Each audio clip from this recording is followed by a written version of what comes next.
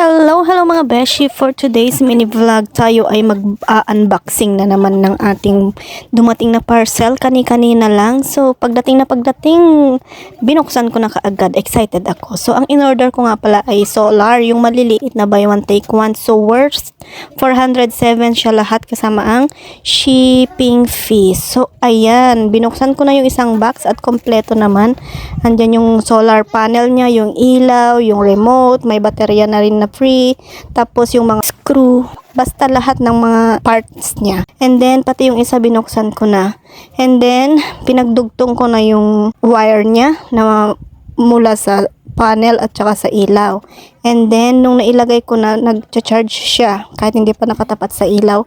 And then, nilagay ko na rin yung baterya ng remote at ito try natin kung gumagana ba siya or umiilaw. So, sa awa ng Diyos, gumana naman. Iaayos ko rin yung isa. Pagdudugtungin ko rin siya.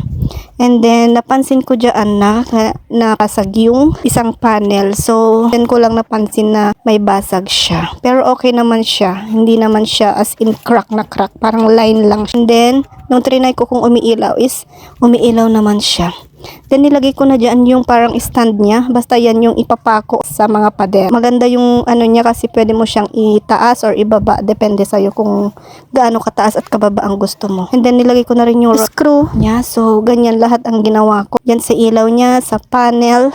Tsaka, syempre yung isa din. So, bumili ako nito para syempre makatipid tayo ng ilaw kasi yung isa ilalagay ko sa CR kasi magdamag na bukas yung ilaw namin, di kuryente. So, sabi ko, bili na lang ako ng isa or ng solar pa na maliliit para ilagay sa CR yung isa para kahit magdamag, hindi mag-consume na kuryente at nang makatipid-tipid naman.